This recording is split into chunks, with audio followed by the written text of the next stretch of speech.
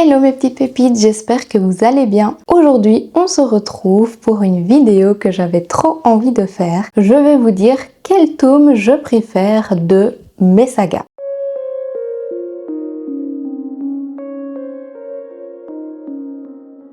Évidemment, j'ai pas choisi toutes mes sagas parce que j'en ai beaucoup trop, donc n'hésitez pas à me dire en commentaire si vous voulez que je fasse plusieurs parties. La première saga dont je vais vous parler est une incontournable dans la lecture et il s'agit d'ACOTAR. Mon tome préféré de cette fameuse saga, c'est le tout dernier tome, donc le tome 5. Dans cette saga, on va suivre une jeune fille qui s'appelle Fire, qui pour subvenir aux besoins de sa famille, va chasser pour pouvoir trouver de la nourriture. Lorsqu'elle va chasser, elle va tirer sur un animal qui est particulier et en fait il s'agit d'une personne qui habite dans le monde des failles. Elle va donc se retrouver exilée dans ce fameux monde et se retrouver prisonnière dans le château de Tasmine. Je sais plus les noms, moi et les noms c'est très compliqué. On est sur un remake de La Belle et la Bête puisque dans ce fameux château ils ont tous une malédiction qui fait que chaque personnage a un masque et que du coup on ne sait pas réellement qui se cache derrière ce fameux masque. Pour rompre la malédiction il faut évidemment faire quelque chose de spécifique, un peu du style de La Belle et la Bête d'ailleurs. Bref, on va suivre les aventures de Fire tout au long de ces 5 tomes. Mais la particularité, c'est que dans le tome 5, on suit sa sœur, Nesta, qui est un personnage super sombre et mystérieux qu'on n'arrive pas vraiment à cerner dans les 4 premiers tomes. Et donc j'avais trouvé ça super intéressant d'avoir un tome dédié à cette sœur-là. Parce que dans le tome 4, il lui arrive un truc assez particulier. Donc sincèrement, j'avais vraiment kiffé découvrir cette fameuse sœur et je trouve que l'histoire est encore plus sombre que les 4 premiers tomes et donc ça m'avait clairement conquise. J'avais adoré ce tome. Bref, je vous le recommande à 100%. Enfin, je vous recommande toute la saga à 100%. Mais clairement, ce tome, c'est mon préféré. En général, les gens préfèrent le tome 2, mais c'est vrai que moi, le tome 5 m'a beaucoup plus convaincue parce que c'était totalement différent. Alors j'avoue qu'après le tome 5, mon tome préféré c'est le tome 2. Mais voilà, petit coup de cœur pour le tome 5 et je trouve que ça clôture la saga à merveille. Bref, saga incontournable comme je vous le disais. La deuxième saga dont je vais vous parler, c'est une saga d'une autrice auto-éditée que j'ai adorée. Vraiment, c'était trop dur de choisir mon tome préféré. Il s'agit de la saga des 4 saisons. Ici, j'ai l'intégrale. Donc, il fait beaucoup de pages, il pèse 3 tonnes, mais c'est une saga composée de 4 tomes, comme vous vous en doutez, vu qu'il y a 4 saisons. Dans cette saga, on va suivre la famille Vivaldi. C'est une famille circassienne, donc ils sont spécialisés dans le cirque, chacun a sa discipline, et chaque année, ils font un spectacle. Dans chaque tome, on va suivre un des enfants de la famille Vivaldi, puisqu'ils sont 4. Le premier tome, c'est sur automne, le deuxième sur winter, le troisième sur spring et le quatrième sur summer. Personnellement, mon tome préféré de cette saga, c'est le tome 4. Déjà parce que l'été, c'est ma saison préférée et donc j'avais adoré me plonger dans cette fameuse histoire. Je pense qu'ils partent à Bali ou un truc du style et donc je trouvais ça grave summer. Enfin, on avait vraiment cette ambiance qui ressortait du roman qui était juste incroyable. On a des petites activités Summer Vibes au cours de l'histoire, donc vraiment ça avait été incroyable. On va suivre Summer qui est une personne hyper extravertie mais qui au fur et à mesure du temps s'est petit à petit refermée. Je pense qu'elle est designer ou quelque chose comme ça et qu'elle est directrice de sa propre entreprise et donc elle gère à fond au niveau du travail. Son frère Spring va proposer à sa famille de partir à Bali pour faire un concours de cirque là-bas. Et ce fameux concours de cirque est organisé par le pire ennemi de Summer. Sauf qu'à l'époque, ces deux personnages étaient meilleurs amis et qu'il s'est passé un certain événement qui fait que Summer a commencé à le repousser et à le détester. Donc on va suivre l'évolution de leur relation à travers cette histoire et bref, j'ai trouvé ça incroyable parce qu'on a de la bonne ambiance, on a des sujets super importants qui sont abordés, bref, j'avais adoré et ce qui est vraiment cool, c'est que Flora Peoni a vraiment une plume de dingue, qu'elle arrive à accrocher les lecteurs, peu importe l'histoire qu'elle nous raconte, et elle essaye toujours de nous faire passer des messages super importants à travers ces histoires. Donc c'est clairement ce que j'avais adoré et j'ai préféré le tome de Summer tout simplement parce que c'était en été et que le personnage de Summer m'intriguait depuis le début aussi.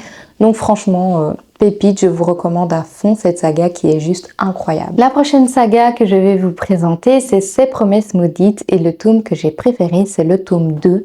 Pour ne pas vous spoiler l'histoire, je vais évidemment vous faire le résumé du tome 1. Dans cette saga, on suit Brie qui est une voleuse expérimentée et qui déteste le monde des failles. Sauf que sa sœur va être vendue au roi de la cour de la lune et donc elle n'a d'autre choix que de se rendre dans ce fameux monde qu'elle déteste. Pour sauver sa sœur, la jeune fille décide de passer un pacte avec le roi qui lui demande de voler 3 artefacts de la cour du soleil. Dans son malheur, il y a une coïncidence qui va plutôt l'aider puisque le prince Ronan recherche une future femme. Brie va donc rejoindre le rang de ses prétendantes pour pouvoir arpenter le château comme elle le souhaite et essayer de trouver où sont cachés ces fameux artefacts. Elle va également accepter l'aide de Finn qui est le chef d'un des clans de rebelles. Elle va ressentir des sentiments pour Ronan et pour Finn, donc elle va essayer de les mettre de côté pour pouvoir réussir sa mission. Comme vous l'avez compris, on est sur un triangle amoureux.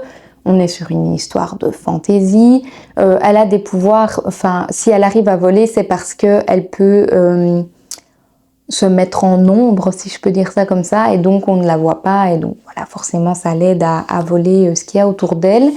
J'avais adoré cette histoire parce que déjà ça se fait en 2 tomes, donc mon tome préféré c'est le tome 2, et en fait comme ça se fait que en 2 tomes, il y avait de l'action tout le temps, franchement on s'ennuyait pas. J'avais trouvé l'univers vraiment génial, j'adore le triangle amoureux, c'est vrai qu'on n'est pas centré que sur ça, mais sur le 2e tome, c'est vrai qu'on est un peu plus centré sur ce triangle amoureux parce que Brie va devoir choisir entre les deux, même s'il y a d'autres intrigues qui se déroulent dans le tome 2. J'avais trop kiffé, enfin franchement je trouve que c'est une saga, enfin une duologie plutôt dont on n'entend pas beaucoup parler et moi j'avais trop kiffé cette duologie donc je vous la recommande blindée et surtout continuez à aller jusqu'au tome 2 parce que celui-là est vraiment pépite. La prochaine saga dont je vais vous parler est Palisade Park. Ici c'est une saga clairement faite pour l'été. Dans cette saga on va suivre 3 personnes différentes aussi. Dans le premier tome, on va suivre une jeune fille qui déménage à Palisade Park et qui va se faire 2 meilleures amies là-bas. Et donc, chaque tome est concentré sur chaque meilleure amie. Palisade Park, c'est un peu comme Desperate Housewives, c'est une résidence où tout le monde se connaît et enfin, c'est un peu comme un appartement.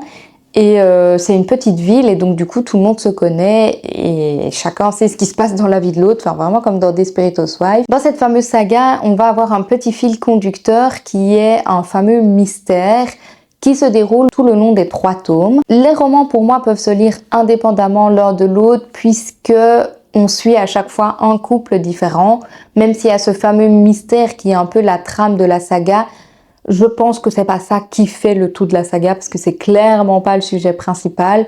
Donc pour moi ça peut se lire indépendamment, mais moi j'aime toujours bien lire les livres dans l'ordre, donc voilà. J'ai préféré le tome 2 car dans ce tome 2, on suit June qui est passionnée par son travail de journaliste. Pour impressionner son chef, elle va accepter la mission d'aller faire un reportage dans la caserne de pompiers de Palisade Park. Dans cette fameuse caserne de pompiers, il y a Derek qui est pompier depuis quelques années et qui adore son métier. Derek, c'est un gars qui adore les filles et qui succède les conquêtes, si on peut dire ça comme ça, jusqu'à ce qu'il rencontre June et qu'il n'ait plus du tout envie de rencontrer d'autres filles. Ce que j'avais beaucoup aimé, c'est le thème de pompiers, de feu, etc. parce que dedans, il me semble que June a peur du feu. Et personnellement, je suis pas une grande fan du feu, donc clairement, ça m'avait grave plu d'avoir une histoire qui raconte un petit peu cette peur, etc.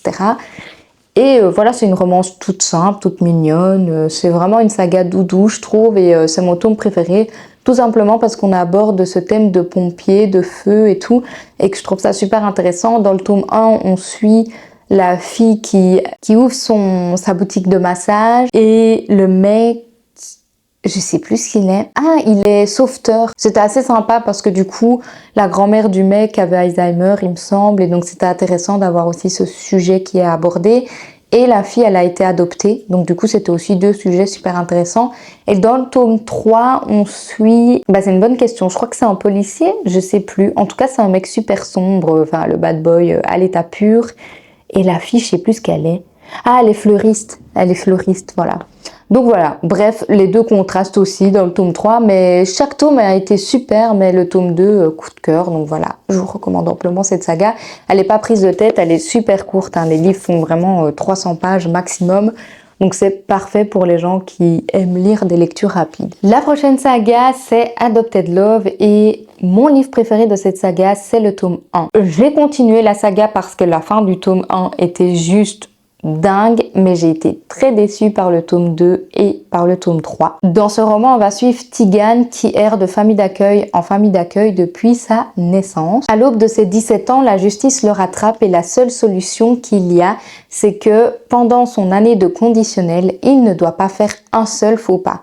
Pour ce faire, il va être placé dans une ultime famille d'accueil qui lui donne une chance de pouvoir se racheter auprès de la justice. Dans cette famille d'accueil, il va rencontrer Elena, la fille aînée de cette famille, qui risque de lui compliquer un petit peu la tâche. Donc comme vous l'avez compris, on est sur une romance assez complexe, sur un personnage très torturé. J'avais adoré ce tome 1 parce que je trouve que le personnage de Tigane représente ce que beaucoup d'enfants vivent, et je trouve que c'était assez juste parce que c'est vrai qu'il y a beaucoup de livres qui essayent de représenter la vie des enfants orphelins ou qui ont été placés jeunes, etc. Mais je trouvais que ce roman le représentait plutôt bien. Et ce que j'avais apprécié, c'est de voir les conséquences que ça a sur un adolescent ou même sur un adulte, hein, parce que ce qu'on vit à l'enfance a forcément des conséquences sur notre vie future, et donc c'est ce que j'avais beaucoup apprécié. Elena, c'est un personnage que j'ai un peu moins apprécié parce que bon, parfois j'avais envie de la secouer, etc. Mais elle ramenait une certaine joie de vivre, et voilà, elle était assez chouette aussi. J'ai adoré le père de Elena qui est vraiment hyper cool. Enfin, il peut être strict et cool à la fois, donc c'est ce que j'avais adoré dans son personnage. Le petit frère d'Elena, il apporte un élément de fraîcheur et de joie de vivre dans l'histoire, donc vraiment c'était trop chouette. Ce tome 1 était incroyable parce qu'on est sur l'évolution de Tigane. On apprend à connaître un peu plus qu'Elena vit au collège, donc du harcèlement et plus. Donc c'était assez intéressant à voir. On apprend à découvrir la dynamique de cette famille, et la fin du tome 1 était juste incroyable. Donc je me suis dit, mais la suite de la saga, ça va être la même chose. En fait, pas du tout. Le tome 2, je trouve qu'on a tourné en rond, mais tout le long. Enfin, vraiment, c'était compliqué pour moi de rester à fond dans l'histoire parce que on est pratiquement dans le même lieu tout le long du tome 2. Et j'avais clairement envie de secouer les personnages, que ce soit Tigane et Elena. À un moment donné, j'en pouvais plus. J'étais là, les gars, c'est bon, là, faut passer à autre chose, quoi. Enfin, allez, on secoue un peu et on bouge. Mais franchement, c'était long. Et le tome 3, pour vous dire... Ah si, je me rappelle ce qui se passe dans le tome 3, mais ça m'a pas marqué plus que ça. Enfin, je sais pas comment expliquer, mais je trouve que le tome 1, c'était vraiment le tome parfait, et qu'au final, ça aurait pu s'arrêter là, ou en tout cas, peut-être faire une avancée rapide sur ce qui se passe dans le tome 2 et le tome 3 dans le tome 1, et faire peut-être un livre de 700 pages, mais que tout se passe dans un seul tome, parce que le fait d'avoir divisé en 3 et d'avoir fait durer, mais vraiment longtemps, le tome 2 et le tome 3, pour moi, c'était pas nécessaire. Bref, le tome 1 reste un coup de cœur. Maintenant, quand on lit la fin du tome 1, on n'a pas trop le choix de lire le tome 2 parce que on peut pas s'arrêter à la fin du tome 1 sans lire la suite. Mais grave déçu de la suite de la saga. Donc le tome 1 reste vraiment pour moi un coup de cœur, alors que les deux autres tomes, déçus. La prochaine saga, et non des moindres, je vous en parle assez souvent, je pense, il s'agit d'Outlander. Je n'ai évidemment pas terminé cette saga puisqu'il y a 17, 18 tomes, j'en sais rien, elle est énorme et les livres font tous 700, 800, 1500 pages. Donc clairement, je n'ai pas fini cette saga. Mais je pense savoir déjà que le tome 1 restera mon coup de cœur ultime. Pourquoi le tome 1? Parce qu'en fait, je trouve que déjà, c'est l'introduction d'une histoire incroyable. Vraiment, l'histoire d'Outlander est juste magnifique. Dans cette histoire, on suit Claire qui est infirmière à l'époque de la Deuxième Guerre mondiale. Elle va partir après la guerre avec son mari en voyage de noces en Écosse, et là-bas, elle va observer des sorcières faire une danse autour des pierres en Écosse.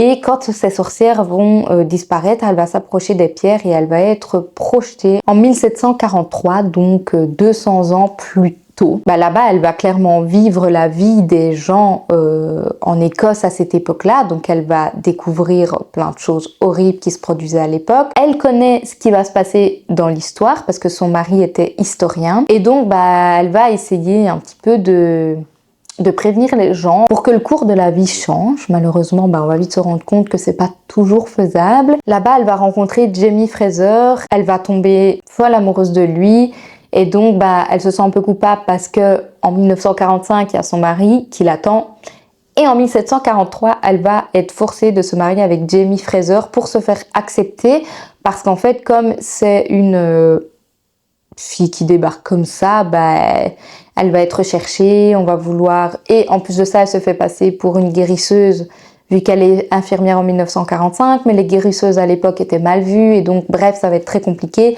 Donc il fallait qu'elle se marie à Jamie Fraser pour pouvoir survivre dans ce monde. Cette saga est juste incroyable. Enfin déjà, on apprend énormément de choses sur l'Écosse et c'est ce que j'adore, c'est que l'autrice va chercher des éléments réels, des éléments qui se sont produits et qu'on va découvrir toute une histoire fabuleuse autour de l'Écosse parce que l'histoire de l'Écosse est juste incroyable.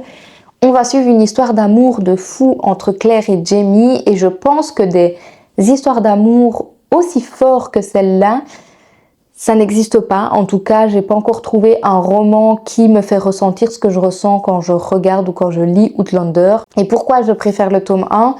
Parce que je ressens beaucoup plus cet amour dans le tome 1 que dans les prochains tomes, même si dans le tome 3, je pense que c'est dans le tome 3, même si dans le tome 3 et 4, on commence à revoir un petit peu cette histoire d'amour et cette passion qu'il y a entre les deux personnages, pour moi, ça peut pas être aussi puissant que dans le tome 1. Et j'adore le tome 1 tout simplement parce qu'on introduit une histoire incroyable. La suite de la saga est tout aussi chouette, mais j'arrive pas à avoir ce coup de cœur que j'ai eu pour le tome 1, même si chaque tome est incroyable. Le tome 2, je l'ai un peu moins aimé. Je crois que le tome 2, c'est avec les pirates. Celui-là, je l'ai un peu moins apprécié. Mais le tome 3 et le tome 4, je les ai adorés, et particulièrement le tome 4. Maintenant, voilà, c'est une saga qui, pour moi, reste incroyable dans tous ces tomes. Mais le tome 1, ça reste mon coup de cœur et je pense que ça changera pas malgré le fait que je continue la saga. On verra, parce que du coup, j'en ai encore beaucoup à lire. Mais en voyant la série, je sais en tout cas que les prochains tomes ne vont pas être des coups de cœur comme le tome 1. Bref, voilà. Clairement, cette saga, je ne peux que vous la recommander. Je le ferai jusqu'à la fin de mon existence, je crois, parce que c'est une des meilleures sagas de toute ma vie et une de mes meilleures séries aussi.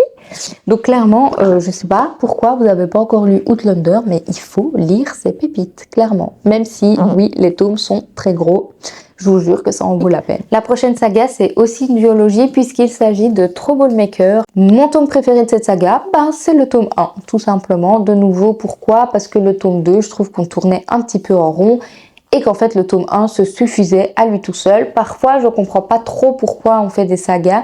Pour moi, ça pourrait se limiter à un one-shot. Et je sais qu'on fait des sagas parce que ça plaît, ça fait parler, TikTok, tout ça. Voilà, il faut faire des sagas, gna gna gna. Mais parfois, les one-shots, ça fait du bien aussi. Et pour moi, cette saga aurait clairement pu être un one-shot. Dans cette histoire, on va suivre June qui subit du harcèlement au collège, mais qui est aussi maltraitée dans sa famille, particulièrement par sa tante.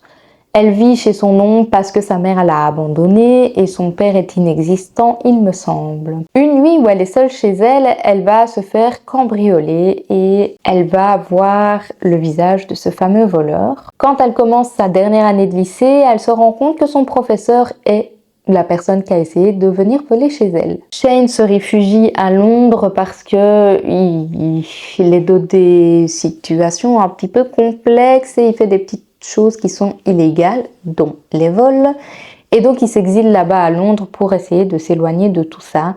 Il va rencontrer June. Il se rend compte que c'est la personne chez qui il a été volé, mais il se rend compte aussi que June a l'air de vivre des choses qui sont pas faciles, que ça soit à l'école ou chez elle, et une relation va naître entre les deux personnages. Pour moi, c'est un petit peu la limite au niveau de... déjà du fait que ils ont une différence d'âge qui est assez élevée, Et en plus de ça, allez, je sais pas comment expliquer, mais au niveau de la romance, c'est un peu borderline parce que Shane, il a quand même plein de problèmes, c'est un voleur, il fait plein de choses qui sont pas cool, il est prof, enfin bref, il y a plein de choses qui font que pour moi c'est un red flag. Maintenant, je trouve qu'il a quand même blindé évolué dans le roman et que justement June l'aide à évoluer. Ce qui est super poignant dans cette histoire, c'est l'histoire de June, clairement, qui se fait harceler mais qui en plus subit de la maltraitance chez elle. Donc vraiment, c'est une histoire très triste, très poignante, très sombre, qui finit bien quand même. Je tiens à le préciser parce que tous les livres ne finissent pas bien. Mais cette histoire se finit plutôt bien. Et comme je vous le disais, pour la prochaine saga que je vais présenter est les Bridgerton et mon tome préféré c'est le tome 7. Ouais, là on est carrément à la fin de la saga pratiquement puisqu'il y a 9 tomes dans la saga des Bridgerton. Dans la saga en général, on suit la famille Bridgerton. La famille Bridgerton se compose de 8 enfants. Les prénoms c'est de A à G, donc le plus grand c'est Anthony, puis Bénédicte, Colin, Daphné, Héloïse, Hyacinthe et Grégory. Dans chaque tome, on va suivre chaque frère ou chaque sœur qui va avoir une relation et qui va devoir se marier parce qu'à l'époque, le mariage était obligatoire, sauf qu'on va découvrir qu'ils vont se marier à chaque fois avec une personne qu'ils aiment, contrairement à ce qui se passait à l'époque. Dans le tome 7, on suit Hyacinthe, donc qui est l'avant-dernière au niveau des enfants, et j'ai adoré son personnage. Vraiment, je crois que c'est un coup de cœur au niveau de la famille Bridgerton, c'est mon personnage préféré, avec Grégory qui suit. Franchement, je pense que c'est les deux que je préfère. Elle est hyper sincère, elle n'hésite pas à dire ce qu'elle a à dire, et sa relation avec Lady Whistledown est assez drôle. Enfin, franchement, j'adore ce personnage parce que voilà, elle n'a pas froid aux yeux, et du coup, elle va finir par se demander si un jour elle se mariera, parce que le coup de cœur n'arrive pas. Et elle n'a pas l'air de plaire aux prétendants. Donc ici, elle va participer au bal, comme chaque année. Hein. Il y a des... Enfin, comment on appelle ça? C'est pas le bal, mais c'est... Bref, je sais plus comment on appelle ça. Mais en gros, elle va participer à cette fameuse période là où tout le monde fait des bals pour rencontrer des gens. Et franchement, coup de cœur pour ce tome 7 parce que déjà, il est bourré d'humour. Et c'est vrai que toute la saga, il y a beaucoup d'humour dedans. Et c'est ce que j'avais adoré avec les Bridgerton. Mais j'ai particulièrement apprécié le personnage de Hyacinthe qui est très franche et qui n'a pas peur de dire ce qu'elle doit dire, clairement. J'ai adoré sa relation avec son futur mari, du coup, qui est assez intéressant aussi. Et qui est assez haut en couleur, je dois dire. Vraiment, tout était trop chouette dans ce tome 7. Donc voilà, clairement, je vous recommande de lire cette saga du tome 1 au tome 9. Parce que le tome 9, c'est à chaque fois 20 ans plus tard. Donc on suit chaque personnage 20 ans plus tard. Et donc on découvre ce qui leur arrive aussi. Vraiment, cette saga, c'est une pépite. Et je dois dire aussi que je pense qu'à partir du tome 3, je l'ai écouté en audio. Et l'audio de cette saga est fait d'une manière mais incroyable. Je pense que je me suis attachée encore plus au personnage grâce à l'audio. Ça rendait tout beaucoup plus réel. Celui qui fait la voix de cet audio est juste incroyable. Enfin franchement, je m'imagine encore sa façon de parler et tout. C'était trop cool. Donc ça m'a aidé à m'immerger encore plus dans la saga.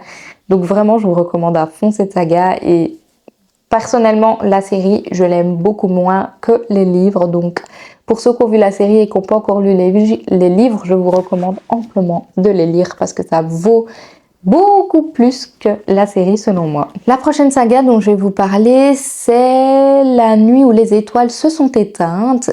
Je crois qu'il n'y a pas de nom à cette saga et donc ce nom-là, c'est le nom du tome 1. Bon, jusque maintenant, je crois qu'il y a 4 tomes qui sont sortis et le 5e qui va sortir. Personnellement, j'ai lu que jusqu'au tome 3 parce que je les attends en relié. En fait, j'ai le tome 1 et le tome 3 en relié.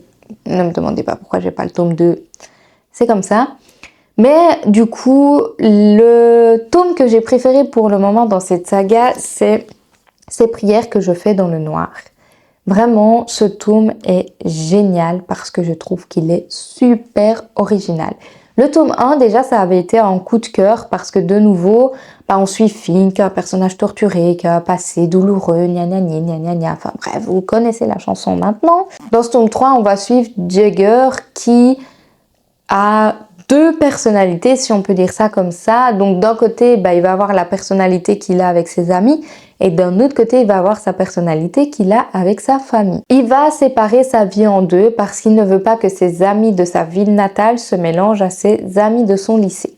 Donc les amis de son lycée, c'est la bande Finn, Nate, Jagger et les deux autres, je ne sais plus leurs prénoms. Voilà, c'est super. Mélanie oublie toujours les prénoms des personnages, c'est comme ça. Et dans sa ville natale, il a une meilleure amie et un autre groupe d'amis, mais il parle plus à sa meilleure amie parce qu'il s'est passé un certain événement. Et donc il veut pas que sa vie se mélange parce que sa vie chez lui et sa vie avec ses amis est totalement différente.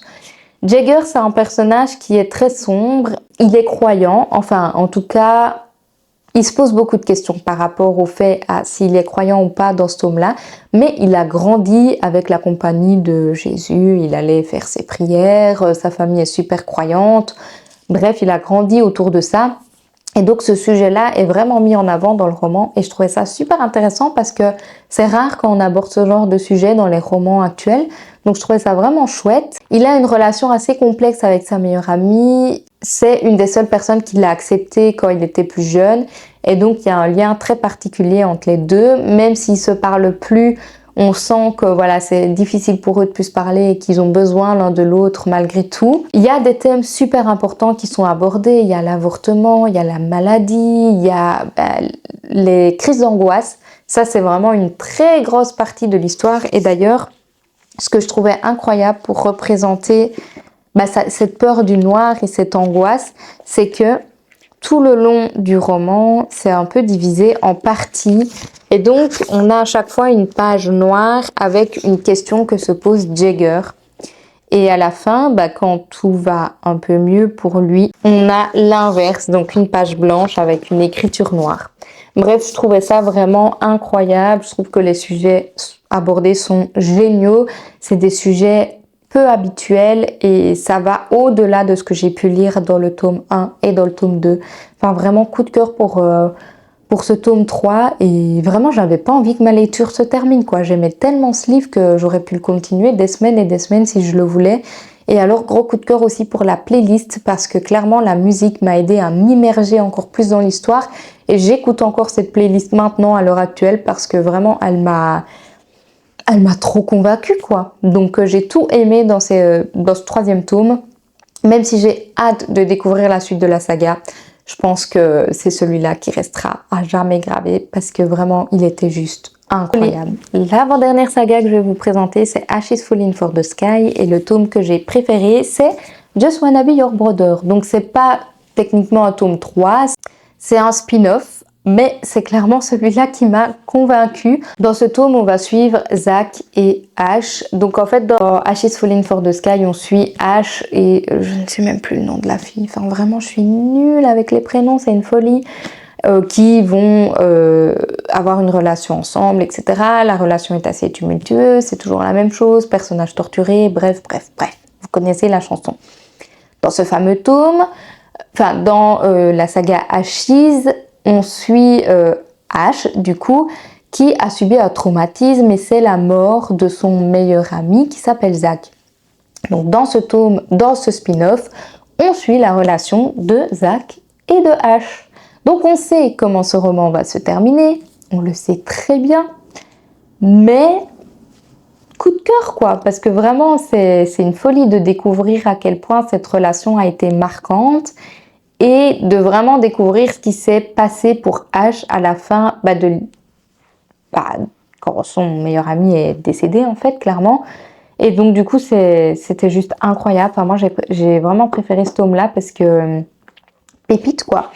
Enfin, je trouve qu'on est encore plus dans la tête de Ash alors que dans Ash is Falling for the Sky c'est compliqué de rentrer dans sa tête et tout. Ici on a beaucoup de détails sur ce qu'il vit, sur ce qu'il ressent. Donc c'était super intéressant et franchement je vous le recommande blindé. Enfin, ce spin-off c'est clairement une pépite quoi.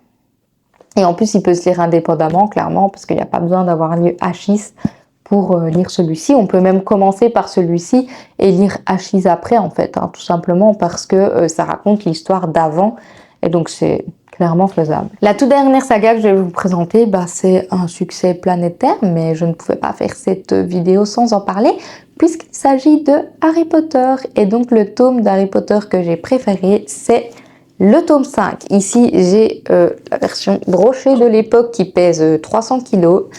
J'avais pas envie de sortir l'édition en anglais, donc j'ai sorti celle que j'ai, mais elle pèse 3 tonnes.